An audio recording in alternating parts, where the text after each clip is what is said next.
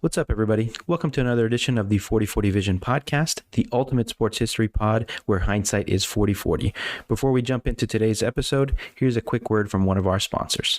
Welcome to episode 8 of the 40/40 Vision podcast, the ultimate sports history pod brought to you by Sideline Sports.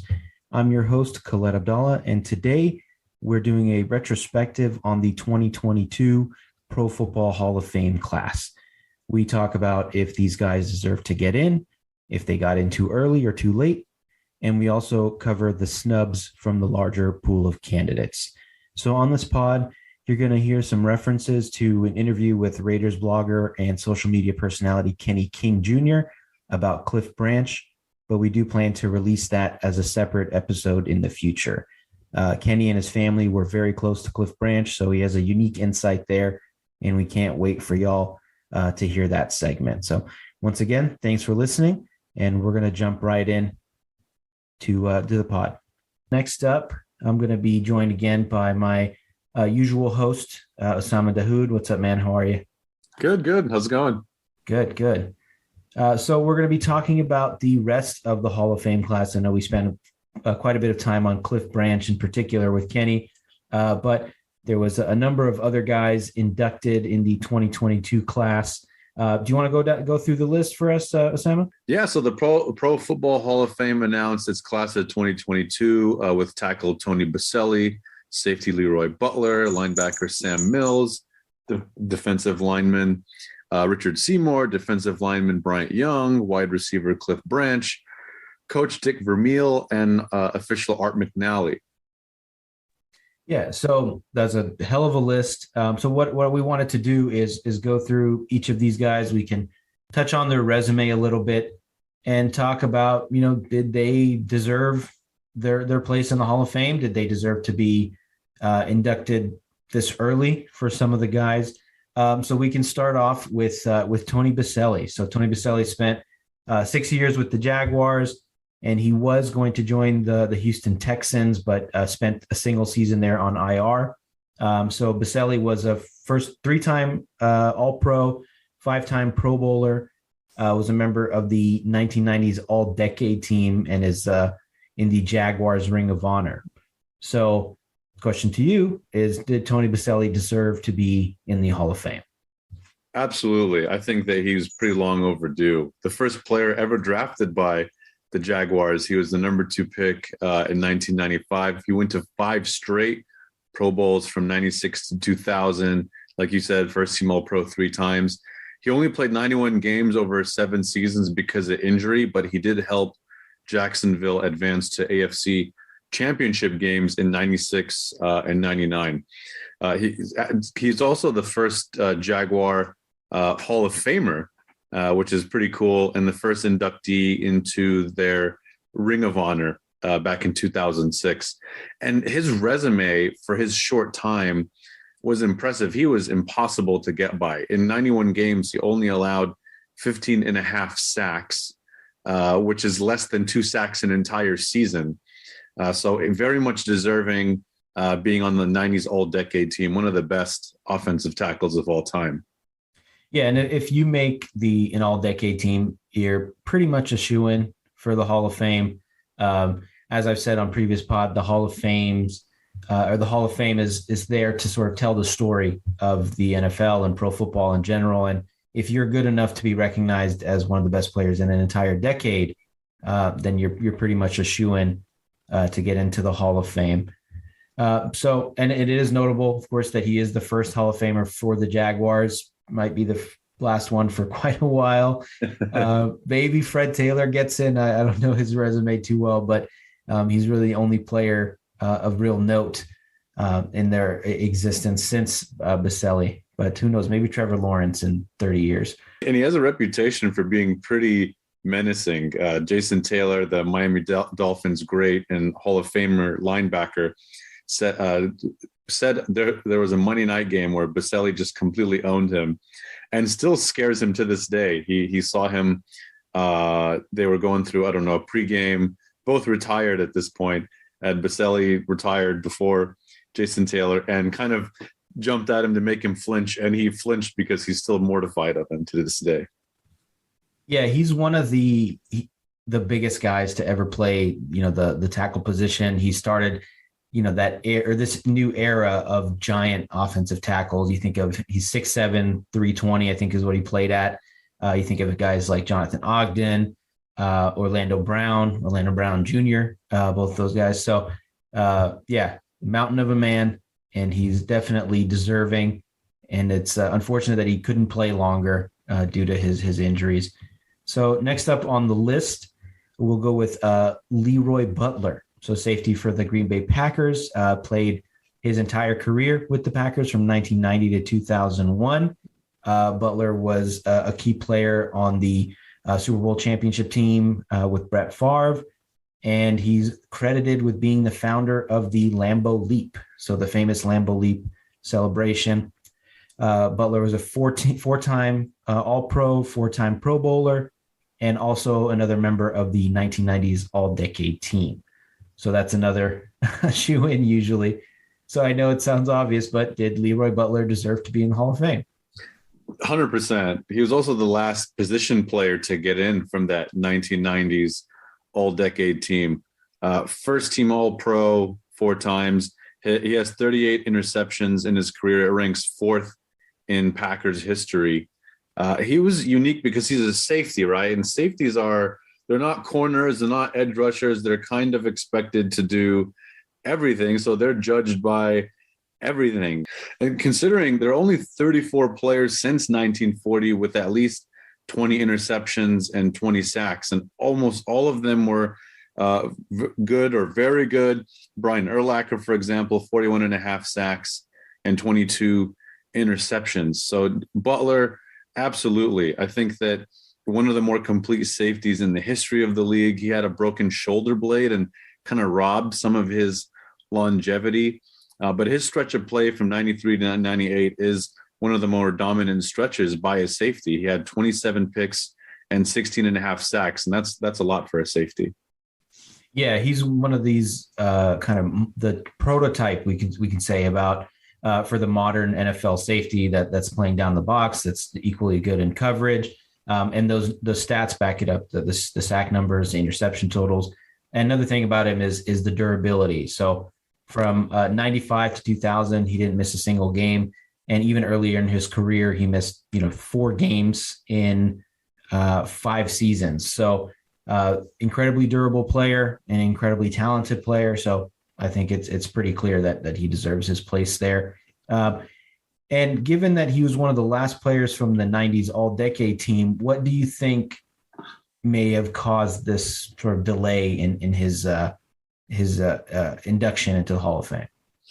It's just kind of some of the last couple of years, there have been a lot of surefire Hall of Famers that got in and delayed it. Like you look at last year, and we'll talk about this a little bit more, but we kind of saw this coming. This class doesn't have a bunch of huge stars, right? But these are players that have put in the work, and they have a body of work that is very respectable and worthy of the Hall of Fame. So I think that there have just been some classes that were really stacked and have pushed this off, but this was definitely a unique talent.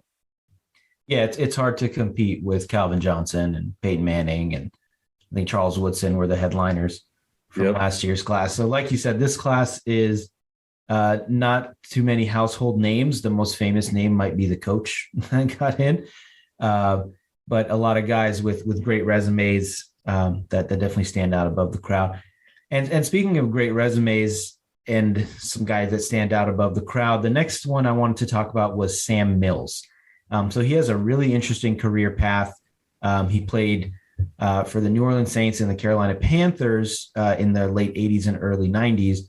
But he also played in the USFL for several years and was one of the best players in the USFL, and actually won 2 rings in the USFL. And this is one of those players that his resume, maybe at the NFL level alone, may not have got him into the Hall of Fame. But this is the Pro Football Hall of Fame and not just the NFL Hall of Fame. So his rings there and his elite level of play at the USFL definitely helped out his case. But Mills was kind of a late addition. I think he was creeping towards the senior class. This may have been his last year of eligibility with the modern class before moving into the senior one. So was he, I'm not sure what word to use here, but was it like a charity case kind of that got him into the Hall of Fame, or is he deserving as well? Yeah, it's interesting. Like you said, his story is fascinating, and you tell the story of football. And this is a pretty interesting guy. It was his last year on the modern era ballot. He made 5 Pro Bowls in 12 years with the Saints and the Panthers. He had 7 seasons with more than 100 tackles combined. He did pass away in 2005 from cancer at age 45. Rest in peace to him. He was an undersized linebacker, 5'9". And I think that his story does kind of, it makes his case. He was a late bloomer. He started at 27 in his NFL debut back in 1986, racked up nearly 1,300 tackles, 22 forced fumbles, has a special moment in Panthers history. Had a pick 6 against the Jets at Clemson in 95 for the Panthers' first win in team history. And he also made the All-Pro team at 37 years old the following year. And this is a guy that got cut by different teams. So I think that... also undrafted. Undrafted, correct. Yeah. So, and even there was on Twitter, there was a tagline trending with him called "Keep Pounding," and it was an emotional speech he made before they beat Dallas in a wild card game in 2004. So he was an assistant coach on the team at the time, going through chemotherapy, and he kind of boosted that team with his speech, and they rattled off 3 wins to make it to their first Super Bowl. Yeah, and that was that's become the official tagline or motto of the Panthers. So, yeah, like we've said, you can't tell the story of the NFL in the 80s, 90s, and even early 2000s without including this guy in there. So maybe in totality, his resume doesn't stand out, but when you look at the impact that he's had, his story going on from undrafted to All-Pro to multi-time champion in the USFL, not the NFL, I think all those things considered makes him a pretty good case for a Hall of Fame. Yeah, shout out to him. It's just it's a great story. I think him having a bust in Canton is a cool way to tell a good story about football. Yeah, and he's in the Ring of Honor for both the Panthers and the Saints. So that's pretty cool. You don't see that too often with one guy getting that honor from 2 teams, much less 2 division rivals. So a small guy with a big heart and a big impact. It's very cool. All right. So next on the list, we have Richard Seymour. So Richard Seymour, he was one of the more controversial selections this year. He played for the New England Patriots from 2001 to 2008, and then spent 3 years with the Oakland Raiders. He's a big part of the early Patriots dynasty. So, those early years of Tom Brady and Bill Belichick. But he did win 3 Super Bowls with the Pats, was a first-team All-Pro 3 times during that span, was a 2-time second-team All-Pro, so 5 altogether, made the Pro Bowl 7 times in a 12-year career. So more often than not, he was in the Pro Bowl and was also a member of the 2000s All-Decade team. So I wouldn't say that his induction is controversial because of his resume, but maybe it being so early relative to some of his accomplishments. So what do you think it was that pushed him into the Hall of Fame this early? Yeah, it might have something to do with just being an integral part of Patriots' success. He was a huge guy too. He 6'6", 317 pounds, just a mountain of a man as well. He, I believe, finished second in Defensive Player of the Year voting in 2003, 57 and a half sacks in his 12 years with New England and the Oakland Raiders. With him and Ty Law, they just mean a lot to the Patriots story during that early run. Ty Law was inducted in 2019, and They kind of have a special place as the first players franchise for the Patriots to play on 3 Super Bowl championships and get to the Hall of Fame. So I think that he was very good. That was a very menacing defense, and he did play an important part of that. So this seems like just we're not going to have this guy wait too long. He was an important part of a defense that dominated the NFL for a very long time. Yeah, and the All Decades team probably puts him, over the top. And I think some of those guys from that early Patriots team are still waiting to get in. I think Willie McGinnis is still waiting to get in, which I'm sure he will eventually for those same reasons. When you form the spine of one of the best defenses in NFL history over a certain span, you have to be recognized for that. And eventually these guys will. So he's one of those names that you mentioned. Ty Law, Rodney Harrison, Lawyer Malloy before he was traded, all those guys, form the spine of that team. So, yeah. And he is for the Oakland Raiders or Raiders fans, it's nice to see him get inducted.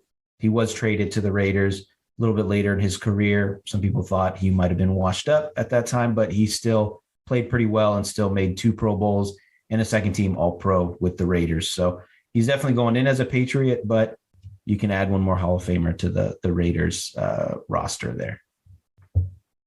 Okay. Next up is someone that I'm sure is near and dear to your heart, and that is Bryant Young. So Bryant Young was a defensive lineman for the San Francisco 49ers. He's on the Niners from 1994 to 2007, so the entirety of his career. He was a first-team All-Pro in 1996 and a 3-time second-team All-Pro, 4-time Pro Bowler, and a member, stop me if you've heard this before, of the 1990s All-Decade team. So, did Bryant Young deserve to be in the Hall of Fame? Yeah, definitely. There's a recurring theme here, right? It seems like everyone that's been inducted except the powerful Sam Mills was on an All-Decade team. 89 and a half sacks over 14 seasons with the Niners. It was a key part as a rookie on their last Super Bowl that they won in 1994. He was All-Pro in 1996. He had 11 and a half sacks that year. A really powerful back. And for him to be the all-time sack leader for the Niners with some really powerful guys that played, Charles Haley, Ahmad Brooks, Dana Stubblefield, an impressive achievement for him, and just shows how dominant he was as a 49er. He was huge. The Niners had to purchase a pair of 200-pound dumbbells because he had outgrown the team's weight set. He was just a huge, strong guy. And I think what was remarkable about him is in terms of durability, he broke both bones in his lower leg after colliding with Ken Norton in 98. And it was so gruesome that players from both teams told the medical staff to take to him. And he ended up coming back the following year, played all 16 games, highest second sack total of his career. He won Comeback Player of the Year. So he went on to play 8 more seasons after that. Just a very powerful guy. Yeah, he was one of the most memorable players from those mid-90s Niners teams. Even as the team started to struggle a bit after the Super Bowl, he was one of the most consistent players on that team. Any particular memories of him? I'm sure you watched him closely growing up as a Niners fan. His last game, we upset the playoff-bound Buccaneers in his last home game, and they carried him onto their shoulders off the field. I remember that pretty clearly, and that was pretty cool, with him finishing his career as the all-time sack leader. Very cool. All right. And the last player on the list is Cliff Branch. So again, we talked about him quite a bit with Kenny. So Cliff Branch played for the Oakland/Los Angeles Raiders from 1972 to 1985. Cliff Branch was one of the original deep threats in the NFL. He was a 3-time All-Pro, a 4-time Pro Bowler, led the NFL in receiving yards in 1974. And most importantly, perhaps, he was a 3-time Super Bowl champion with the Oakland/Los Angeles Raiders. So it took Cliff quite a bit of time to get into the Hall of Fame. There was some guys and names that got in ahead of him. And it was quite a painful thing for fans of the Raiders who watched him play. And unfortunately, he did pass away recently. So he was one of the posthumous inductees to the Hall of Fame, just like Kenny Stabler. Fortunately, they weren't able to see them to put on the gold jacket and give the speech and all that. So I'll ask you again: does Cliff Branch deserve to be in the Hall of Fame? Yeah, I think this was long overdue. Perfect Al Davis player, right? It was very, very fast when he was drafted in 1972. One of the best playoff wideouts ever. He had 73 receptions for almost 1,300 yards. And those were NFL records until Jerry Rice broke those records. He's still 12th all-time in career playoff receptions and 6th all-time in career playoff receiving yards. I think time has pushed down some of his stats, but nonetheless, in an era where the Raiders would have ranked last in the league on pass attempts, he was definitely an amazing weapon. Yeah, and you brought up a good point about his numbers, not being that gaudy or jumping off the page and being pushed down at career totals and career averages and things like that because of the era of the NFL that he played in. But if you look at the years that he had over 1,000 yards when he led the league in receiving yards in 1974, there were less than 3 players that got 1,000 yards receiving. So it wasn't the kind of ho-hum achievement that it is now. It was a big deal back then. And that's how we have to evaluate these guys. And I think, looking at raw numbers and raw statistics is a fool's errand, because without the context, you can't really understand what you're looking at, right? If you look at a quarterback now who throws for 4,500 yards, that might be the benchmark now, but it was an incredible, even kind of unimaginable achievement during the era that Cliff Branch played in. So everything needs context. I agree. Yeah. So those were the players that were inducted into the Hall of Fame this year. There was a coach inducted to the Hall of Fame, Dick Vermeil. He coached the Eagles from 1976 to 1982. Took more than 10 years off from coaching, came back to coach the 97 to 99 St. Louis Rams, and also coached the Kansas City Chiefs from 01 to 05. He's 1-1 in Super Bowls. He lost with the Eagles in 1980 to the Raiders, and then came back and led the greatest show on turf Rams with Kurt Warner, Marshall Faulk, etc., to their first Super Bowl title in 1999. He was the coach of the year in 1999 after winning that Super Bowl, and is just an overall good guy from what it seems like. All his press conferences and interviews, seems like a great dude. All that aside, does he deserve to be in the Hall of Fame? I think if you lead a team called the greatest show on turf, that's pretty cool just by reputation alone, even if he didn't necessarily have the greatest record of all. 126 and 114 was his record. You should be in the Hall of Fame. I think what he was tasked with when he inherited the Eagles job looked impossible. He had to make them winners, and he had to do it with both hands tied behind his back, because they didn't have a first round draft pick until 1979, and they hadn't had a winning record in 9 previous seasons. So the fact that he got them to a Super Bowl appearance, it was pretty impressive. And just being a coach is tough. He left the Eagles citing that he was just burned out, spent 15 years in the broadcast booth before going back to coach the Rams. So yeah, credit to him. It's being a coach is hard, and turning a team around is hard. It's such a stressful job. So yeah, this is well deserved. Yeah, we saw that a lot during that era. John Madden did the same thing, cited burnout. Maybe his fear of flying contributed to that as well. But he's another guy, again, where he's one of the central characters in the NFL, especially during the era of that Rams team that was so dominant and fell, just short of winning a second Super Bowl against the Patriots. But he's one of the good guys in NFL history, and he definitely deserves his place in the Hall of Fame. So I think we're all in agreement that all the players and coaches deserve to be here. There's one more inductee, Art McNally. He was an NFL official for about 40 plus years.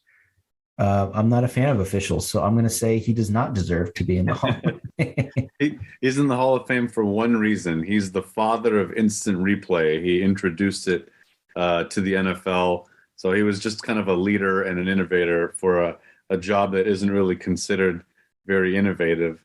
One thing I didn't realize about officials is a lot of them are like former lawyers because they have these ability to remember a lot of rules, a lot of laws. So that's why they become referees later on in their lives. But I think he's here just on that achievement for bringing instant replay to the NFL. Yeah, I'm totally kidding. But yeah, a lot of these guys were, like you said, lawyers, high school principals or school principals, maybe some teachers here and there. I think Ed Hockley was a lawyer as well, one of the more famous NFL refs. I think they're all full-time guys now, which makes sense because it's a pretty demanding and completely thankless job. It's kind of like offensive lineman. If we don't know who you are, we don't hear your name called, then you're probably doing a good job. So, shout out Art McNally for bringing in instant replay. All right, so now all sports use instant replay. So he changed how all sports view every call, for better or worse, right? As we look at, did the football wiggle a little bit while the wide receiver was trying to bring it down? Yeah, maybe he had good intentions. He wanted to avoid situations like the holy roller or the immaculate reception, stuff that's like so obvious upon a second review. I don't think that he knew he was creating this monster of, like you said, did the ball wiggle, or did the guy's pinky toe graze the sideline before he caught it, or did he complete the process of the catch? So I'm sure his intentions were good, and there's been a lot of important calls and decisions and games decided by refs making the right call after instant replay. So we'll focus on the good times. Yep. All right. So those are all the players, coaches, officials that got in. There was a number of players, of course, that did not get in. So we can go through the list of guys that were eligible. I'll just talk through a few of these, I'll list them out, and we can discuss, were any of these guys snubbed? Are they planning to, are they hopeful of getting in at all? So we'll start with, Devin Hester was his first ballot. DeMarcus Ware, first year of eligibility. Torrey Holt, Reggie Wayne, Andre Johnson, Zach Thomas, Rondé Barber, Willie Anderson, Patrick Willis, and Jared Allen. So for us, 90s kids and kids that started watching the NFL in late 90s, early 2000s, all of these names, I'm sure, are very familiar to the both of us, kind of the who's who of the NFL during that era. So we'll start with the two new guys. So Devin Hester and DeMarcus Ware, there's quite a bit of buzz about them not making it to, on the first ballot. So did either of these guys get snubbed for first ballot? Did they deserve to be first ballot? DeMarcus Ware probably did. He was, incredible. Devin Hester should be a Hall of Famer, but I mean, I don't think we should riot with pitchforks because he didn't make it on the first ballot. Yeah, DeMarcus Ware is the most egregious snub, and even that, I mean, he doesn't have an incredible resume, and he has a case to be a first ballot Hall of Famer. But if him waiting a year means that someone like Sam Mills gets in on their last year of eligibility and right, Cliff Branch gets in, then I think it's worth it. He's an all-time great player, Super Bowl champ, et cetera, et cetera, et cetera. But, he can wait a year. The other one, Devin Hester, I had a good laugh at this expense because nobody outside of Bears fans was, upset about this. I think, he's an incredible player, incredible return man. But to me, he's a specialist. And sure, specialists will get into the Hall of Fame. We've got some kickers in there, some punters, and he deserves to be there. But I don't think a guy that really only can impact a game, maybe 10 plays a game, if that, deserves to be a first ballot Hall of Famer. Yeah, he's going to be inducted soon, but I don't think he was worthy of being a first ballot inductee. So I don't think that, Andre Johnson was another kind of strong snub, but no one's losing sleep over these guys not getting in now. They'll be inducted eventually. My actually biggest snub is Zach Thomas, who statistics are as good as Brian Urlacher. As Brian Urlacher is in the Hall of Fame, so I think Zach Thomas should be in the Hall of Fame too.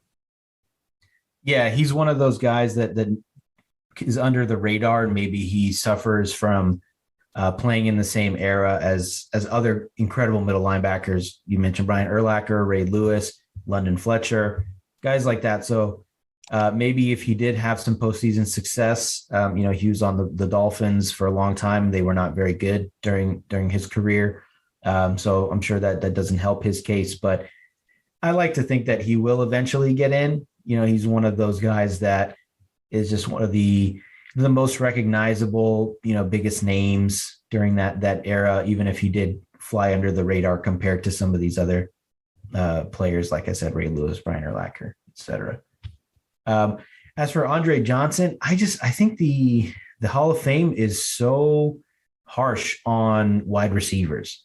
I don't know what it is. It's just, maybe he wasn't a diva type. Neither were two of the other guys on here, Torrey Holt, Reggie Wayne. Like, they were never in the news for saying, give me the damn ball or blowing up on the sideline. So I think all these guys will get in eventually, but yeah, it's, I don't know what it is about wide receivers. The Hall of Fame just grades them like on a different curve than other guys. Yeah, maybe Jerry Rice ruined it for everybody. If you don't pop off the page as legendary, you should wait behind. And I get it to some degree, right? You look at guys like a Sam Mills, even like a Bryant Young or a Richard Seymour. These are positions where they're not going to overwhelm you compiling their stats. It's going to take quite a bit for them to make their case. So I get it. A wide receiver is a position that does easily compile stats and recognition. It's a very sexy position to give praise to. So I think that making way for some of the people that made it this year is a good example of why maybe a wide receiver waits a little bit longer. Yeah, for sure. And I think the fact that they didn't have any diva tendencies will help their case. I know Terrell Owens waited longer than he probably should have for those same reasons, or for that reason, I should say, because these writers don't like him. They never did. But I guess eventually you can't deny the talent. So there's a few other guys that were quote unquote snubbed.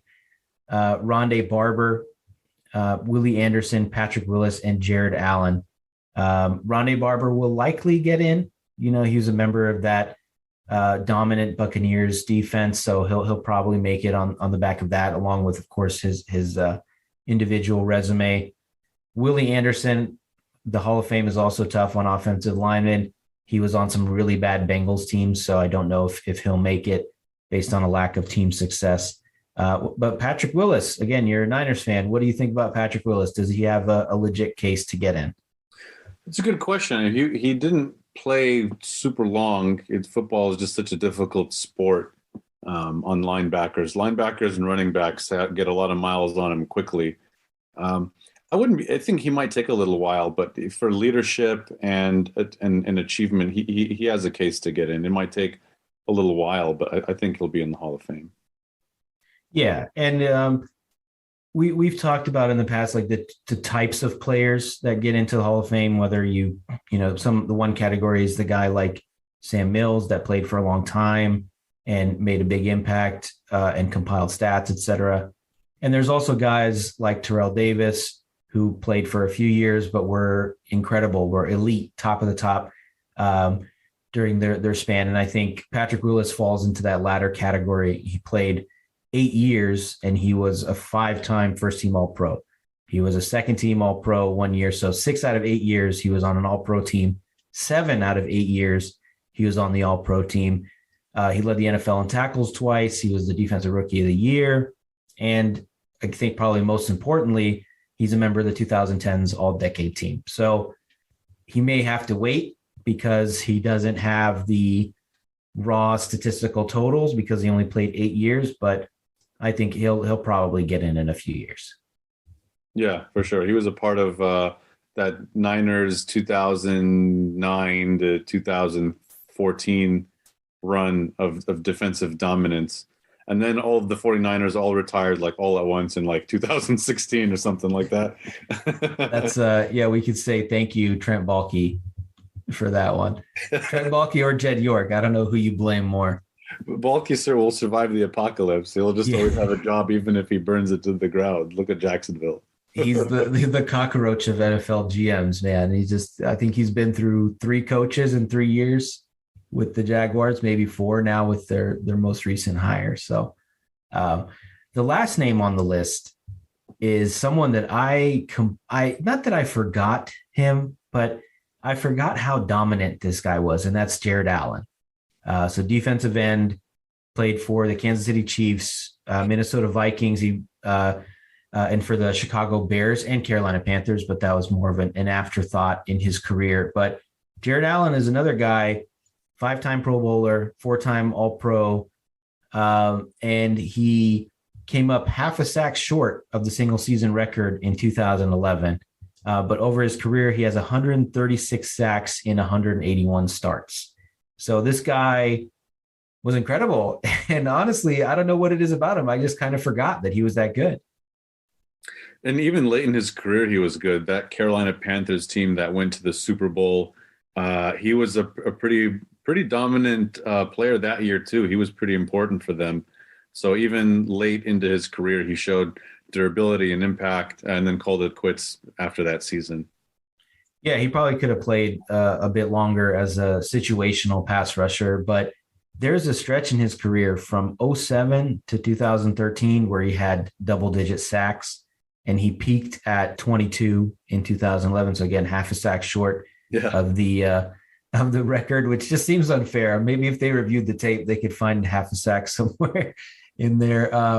But he would also get close to 20 tackles for loss every year. So the guy was an absolute menace. And maybe it was his number. He was number 69, so it's kind of goofy. And maybe just his overall personality. He had a mullet. He would, have his little lasso celebration, like he was lassoing up a calf with every time he had a sack. So he was memorable in that way, but maybe that distracted from his dominance. I don't know. It's hard to explain why he just kind of, left my memory. It's something about these positions. Even in his case, he compiled impressive stats. But look at Bryant Young. He compiled impressive stats. Tony Baselli didn't let a body get by him to the quarterback more than twice a season, basically. So it's just the way these writers look at how stats are compiled. But I think he'll be in pretty soon. Him and some of the other guys we talked about that will have their day. Yeah, and he also is a guy that maybe suffers from a lack of postseason success. He played in 7 playoff games in his career, but doesn't have any signature playoff moments.